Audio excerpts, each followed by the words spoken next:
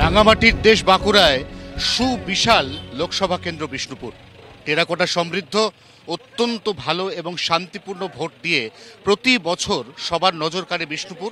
সেই বিষ্ণুপুরের বিদায়ী সাংসদ এবং এবারের বিজেপি প্রার্থী সৌমিত্র খাঁ, তিনি প্রচার শুরু করছেন সোনামুখী এলাকা থেকে।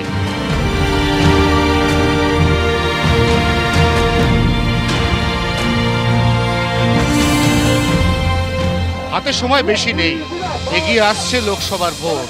তাই মাঝে মাঝে বৃষ্টি বিঘ্নিত আবহাওয়ার মধ্যে বা প্রাকৃতিক প্রতিকূলতাকে কার্যত সঙ্গী করে চলছে জোর কদমে প্রচার।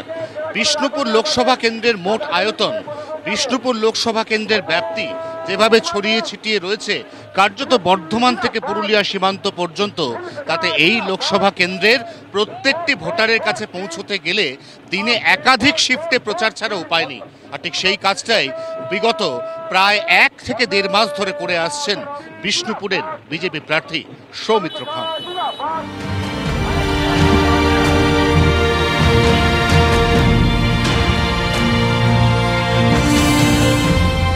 নিজেকে তিনি মোদির সৈনিক বলে দাবি করেন এবং তিনি দাবি করছেন এই বিষ্ণুপুরের জন্য তিনি অতীতের সমস্ত সাংসদের সমস্ত কাজকে চাপিয়ে গেছেন। কিন্তু জনতা কি দাবি করছে? জনতা বলছে বিষ্ণুপুর একটা অসম্ভব সুন্দর পর্যটন কেন্দ্র হতে পারত, কেন্দ্রের পর্যটনের বিশেষ প্যাকেজ পেতে পারত, কেন্দ্রের তত্ত্বাবধানে বিশেষ এই প্যাকেজের মাধ্যমে এই বিষ্ণুপুরের টেরাকোটার শিল্প দেখতে বিদেশিরাও আসতে পারতেন। তারা কি আসছেন? প্রথমত চাই সদিচ্ছা। রাজ্য সরকারের একটা সদিচ্ছা থাকা দরকার। আমাদের স্বরাষ্ট্রমন্ত্রী বলেছিলেন 7টা বাঁধ আছে, সুন্দর করে সাজিয়ে দেবো, কিন্তু 5 বছর কেন, আর 50 বছরও 7টা বাঁধের ভালো কাজ করার জন্য যে কেন্দ্রীয় সরকার যেটা মানে রিকোয়েস্ট লেটার পাঠাতে হয় যে আমার এই কাজটা করে দিন, সেটার জন্য একটা আবেদন করেনি। কিন্তু তা সত্ত্বেও বিষ্ণুপুরে মহারাজার নাম ফিরিয়ে নিয়ে এসছে ভারতীয় রেল, মহারাজা বীরামী নামে রেলওয়ে ওভারব্রিজ করেছে। এএসআইয়ের থেকে আমরা দাবি করেছি আমার যে 12টা মন্দির আছে, অ্যাকচুয়ালি সিটি ধরে করলে হবে না, কারণ বিষ্ণুপুরে নোংরায় ভর্তি, কারণ মিউনিসিপ্যালিটির তৃণমূল কংগ্রেস এবং অনেক অন্যান্য দল চালিয়েছে।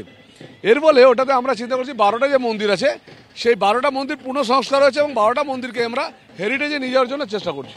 আপনি বারবার বলছেন সদিচ্ছা, আপনি বারবার তৃণমূল কংগ্রেসের নাম করছেন, কিন্তু আপনি নিজেই বলছেন আপনি মোদির সৈনিক এবং এবার গোটা দেশ লোকসভা নির্বাচন কোট আনকোট মোদির দিকে তাকিয়ে দেবেন। তাহলে যদি মোদির দিকে তাকিয়ে মানুষ ভোট দেন, যেমন আপনাকে গতবার দিয়েছিলেন, যদি এবারও আপনি আশা করেন যে তারই প্রতিফলন এবারের ভোট বাক্সে বা এবারের ইভিএমও ঘটবে, তাহলে সেক্ষেত্রে তো এই ধরনের যে কথাগুলো আপনি বলছেন সেই কথাগুলো মানুষের কাছে পৌঁছে দেওয়া কঠিন। আমার এলাকাতে 8,000 কোটি টাকা সেন্ট্রাল গভর্নমেন্টের কাজ হয়েছে। আমার কথা হলো ডেভেলপমেন্টের সাথে অবশ্যই মোদিজি ডেভেলপমেন্ট করেছে বলেই তো আমরা মোদিজিকে বলছি।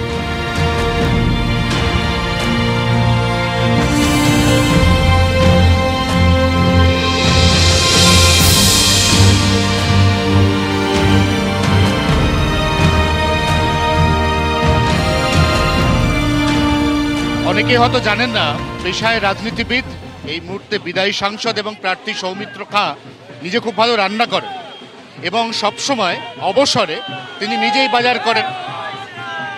আমরা যেটা গোপন সূত্রে খবর পেয়েছি, আপনি রান্না করতে পারেন এবং আপনি নিজে বাজার করে বেছে বেছে তাজা সবজি মাছ কিনে রান্না করতে পছন্দ করেন, ঠিক কি? অ্যাকচুয়ালি হোস্টেলে ছিলাম 6 বছর, মেসে ছিলাম 3 বছর। নিজে যখন কন্ট্রাক্টরি বিজনেস করতাম তখন আমাদের সুপারভাইজার থাকতো, রাঁধুনি থাকতো, তো কোনোদিন আসতো না। তো যখন কন্ট্রাক্টরি বিজনেস করতাম তখন রাঁধুনি না থাকার ফলে আমার সুপারভাইজার বলতাম, এই চল তো লাউটা একটু বানিয়ে নিই। আমি লাউকে খুব পছন্দ করি।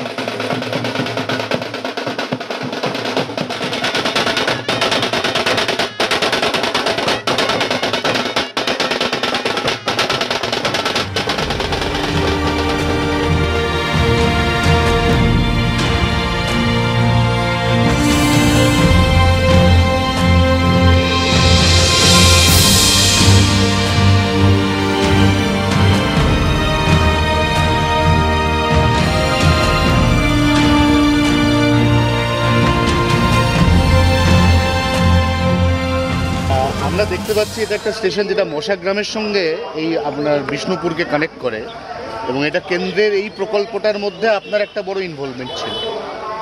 আমার কি জানো তো, এই যে লাইনটা দেখছেন এটাকে বড় দুঃখের রেল বলা হতো। এখানে সেকেন্ড যে লোকাল ট্রেন সেটাকে আমি শুরু করেছি।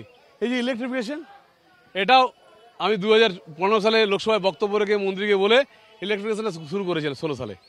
আর সবচেয়ে বড় প্লাস হচ্ছে প্রায় 18 বার এই মশাগ্রাম কানেকশনে লোকসভায় হয় 0 আওয়ার, না বাজেটে, নাহলে ডিবেটে, সব জায়গাতে মশাগ্রাম জয়েনিং করতে হবে। কারণ এইটা বাঁকুড়ার যত গ্রামীণ এলাকা আছে, বিষ্ণুপুরের এই ধরুন সোনামুখী, ছান্দার, শানবান্ধা, পাত্র সাহেব, ইন্দাস, খণ্ডগো, সব জায়গার মানুষ, এই ব্লকের মানুষরা ডাইরেক্ট হাওড়া যেতে পারবে।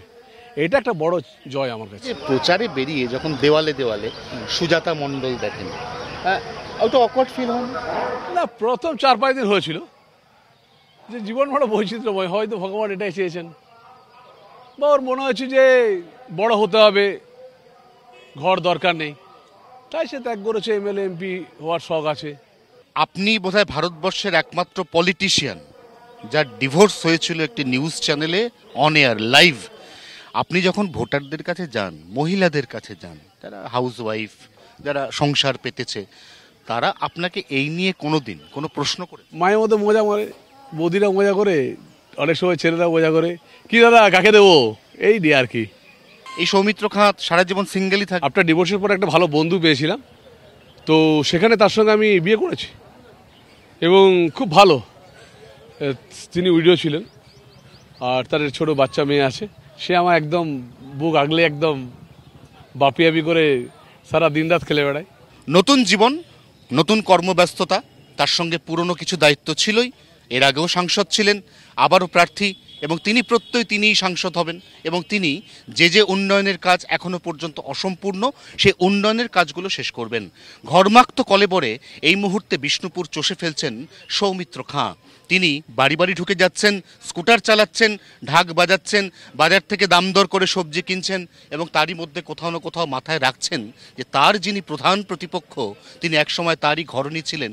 তাই সেখান থেকে যাতে কোনোভাবেই এই ব্যাপারটা তৃণমূল কংগ্রেসের দিকে না যায়, যাতে পারিবারিক এই মন কষাকষির জের কোনোভাবেই ইভিএমে না পড়ে, সেটাও প্রতিক্ষণ, সর্বক্ষণ, নিরন্তর মাথায় রাখছেন বিষ্ণুপুর লোকসভা কেন্দ্রের বিজেপির প্রার্থী সৌমিত্র খাঁ।